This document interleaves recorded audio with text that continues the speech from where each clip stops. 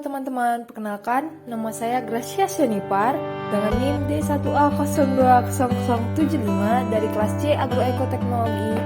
Di sini saya akan menjelaskan beberapa soal tentang klasifikasi iklim. Pertanyaan pertama yaitu, mengapa siklon seroja terjadi di laut? Jawabannya adalah siklon seroja terjadi di laut dikarenakan perubahan iklim global yang ditandai semakin meningkatnya suhu baik di udara maupun di muka air laut, di mana menyebabkan suhu muka laut semakin hangat. Selanjutnya yaitu pertanyaan yang kedua, hujan apa yang dapat merangsang tsunami? Jawabannya yaitu hujan konvektif. Terbentuk oleh adanya perbedaan panas yang diterima permukaan tanah dengan panas yang diterima oleh lapisan udara di atas permukaan tanah tersebut. Ciri-ciri dari jenis hujan konvektif biasanya berupa intensitas yang tinggi, berlangsung relatif cepat, dan mencakup wilayah yang tidak terlalu luas. Ini bisa terjadi di atas tanah atau air selama ada kelembapan. Ketika terjadi di atas lautan tropis, di mana udara dipenuhi dengan air, panas yang menyengat dapat menyebabkan arus konveksi ke atas dengan kuat. Kombinasi angin dan kelembapan dapat menciptakan badai. Selanjutnya yaitu pertanyaan yang ketiga. Hubungan tsunami dengan hujan. Jawabannya, peristiwa naiknya permukaan laut atau air laut ke daratan yang disebabkan oleh air laut pasang. Selain hujan, deras kecepatan angin yang tinggi juga mempengaruhi naiknya permukaan laut. Tsunami yang mendekat kadang-kadang didahului oleh jatuhnya atau naiknya permukaan air. Para ahli percaya bahwa lautan yang surut dapat memberi orang peringatan 5 menit untuk mengevakuasi daerah itu. Gelombang tsunami sangat besar dan tinggi, namun sebagian besar kerusakan tidak ditopang oleh gelombang ini. Sebagian besar kerusakan disebabkan oleh massa air yang sangat besar di belakang front gelombang awal. Karena ketinggian laut terus meningkat dengan cepat dan banjir dengan kuat ke daerah pantai, itu adalah kekuatan di balik ombak. Pertanyaan keempat yaitu, pengaruh rumah kaca terhadap pemanasan bumi. Jawabannya adalah mengancam seluruh ekosistem akibat kenaikan suhu bumi, mencairnya es di kutub yang juga mengancam ekosistem. Mencairnya es ini menyebabkan kenaikan air laut sehingga menenggelamkan daerah-daerah rendah. Laut akan makin asam karena konsentrasi gas-gas rumah kaca yang meningkat. Asamnya air laut akan mematikan terumbu karang dan ekosistem lainnya. Menipisnya lapisan ozon membuat sinar ultraviolet yang berbahaya sampai ke permukaan bumi. Pertanyaan yang kelima yaitu pengaruh gelombang panjang atau pendek dan hubungannya dengan tsunami. Jawabannya adalah tidak semua tsunami didahului oleh surutnya air. Tsunami juga didapat langsung dimulai dengan naiknya permukaan air.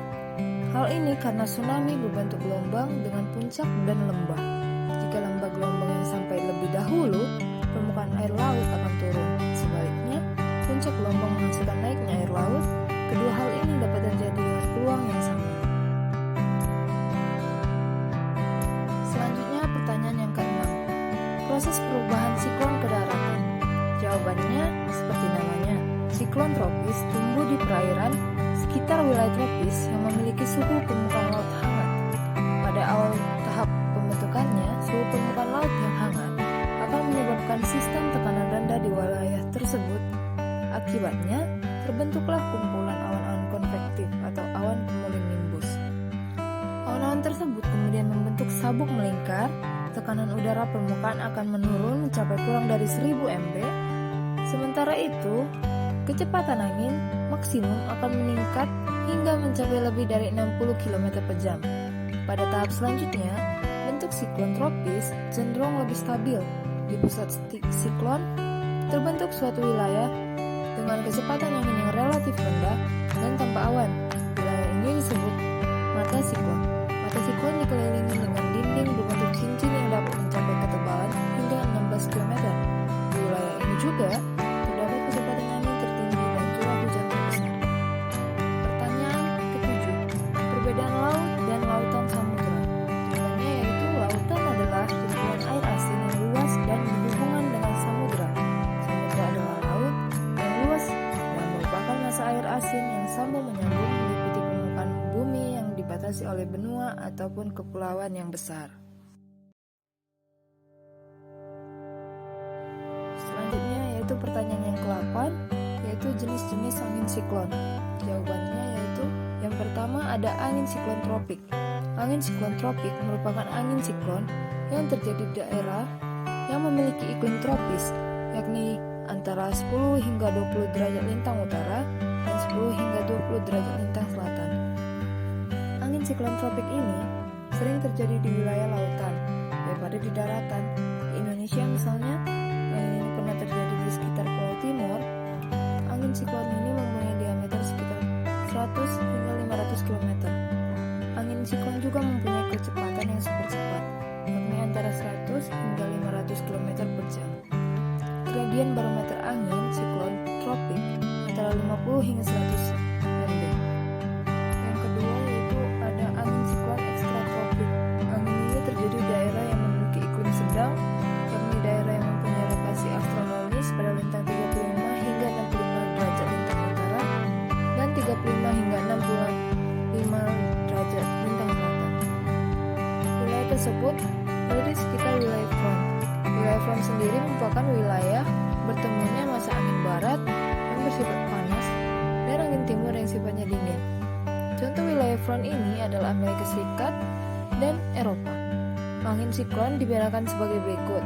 Yang pertama gelombang udara angin, gelombang udara panas, gelombang udara panas dingin, gelombang udara lebih dingin, gelombang udara lebih panas, dan gelombang udara seimbang.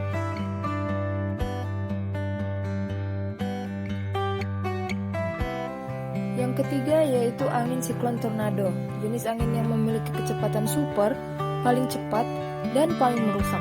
Angin siklon tornado atau yang disebut dengan angin tornado ini terbentuk akibat kolam udara yang berputar kencang yang membentuk hubungan dengan awan cumulonimbus atau dasar awan cumulus dengan permukaan tanah. Angin siklon tornado ini mempunyai kecepatan angin mencapai 700 km per jam. Angin siklon tornado juga memiliki diameter udara hingga